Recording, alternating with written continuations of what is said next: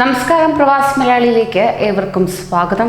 Corona വ്യാപനത്തെ അതിവേഗം അതിജീവിച്ചുകൊണ്ടിരിക്കുന്ന UAE-യുടെ കനത്ത പ്രഹരം. UAE വിസക്കാർക്ക് തിരിച്ചുവരാൻ അനുമതി നൽകിയ വിദേശ രാജ്യങ്ങളുടെ പട്ടികയിൽ നിന്ന് ഇന്ത്യ പുറത്ത്. പാകിസ്ഥാൻ ഉൾപ്പെടെ 14 രാജ്യങ്ങളാണ് ആദ്യഘട്ടത്തിൽ സ്ഥാനം പിടിച്ചിരിക്കുന്നത്.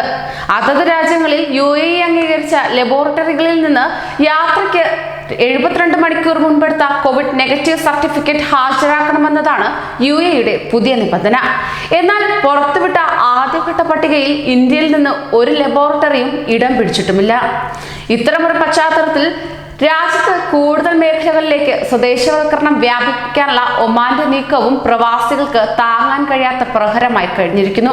ഒമാനിൽ 11 മേഖലകളിലേക്ക് കൂടി സ്വദേശവൽക്കരണം കൊണ്ടുവരാനുള്ള നീക്കമാണ് ഒടുവിൽ ഒമാൻ മാനവ വിഭവശേഷി മന്ത്രാലയം നടത്തിയിരിക്കുന്നത്. ഇത് സംബന്ധിച്ച് ഉത്തരവും പുറത്തിറക്കിയിട്ടുണ്ട്. മലയാളികൾ ഉൾപ്പെടെയുള്ള വിദേശികൾ കൂടുതൽ വിന്യസിക്കപ്പെട്ടിട്ടുള്ള മേഖലകളിലേക്കാണ് ഇപ്പോൾ സ്വദേശവൽക്കരണ പ്രഖ്യാപനം പുറത്തു വന്നിട്ടുള്ളത്. പുതിയ ഉത്തരവ് പ്രകാരം psychologist, sociology specialist, social service specialist, internal housing supervisor, student activity specialist, general social worker, social research technician, assistant social service technician എന്നീ തസ്തികകളിലേക്ക് ഇനി സ്വദേശികളെ മാത്രമാണ് നിയമിക്കുക.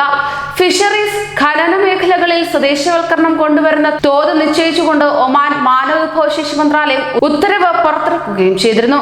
നിലവിലെ സാഹചര്യം തുടർന്നാൽ 2024 ആകുമ്പോഴേക്ക് ഫിഷറീസ്, ഖനന മേഖലകളിൽ 35% സ്വദേശികളായിരിക്കും ഉണ്ടായിരിക്കുക. മാനവ വിഭവശേഷി മന്ത്രി ഷെയ്ഖ് അബ്ദുള്ള അൽ ബക്രി അടുത്തിടെ പുറത്തിറക്കിയ ഉത്തരവിലാണ് ഇക്കാര്യങ്ങൾ പറയുന്നത്. ഓൺലൈൻ ഡെലിവറി രംഗത്തും ഒമാനിൽ സ്വദേശവൽക്കരണം കൊണ്ടുവരാനുള്ള നീക്കമാണ് നടന്നു വരുന്നത്. ഇത് സ്വദേശികൾക്ക് മാത്രമായി മേഖല പരിമിതപ്പെടുത്തുമെന്ന് ഗതാഗത മന്ത്രി ഡോക്ടർ അഹമ്മദ് അൽ ഫുദൈസിയാണ് അറിയിച്ചത്. അറിയിപ്പിന് പിന്നാലെ ഇതിനായുള്ള നടപടിക്രമങ്ങളും മന്ത്രാലയം ആരംഭിച്ചിട്ടുണ്ട്. കൂടുതൽ പ്രവാസി വാർത്തകൾക്കായി ഈ ചാനൽ സബ്സ്ക്രൈബ് ചെയ്യൂ.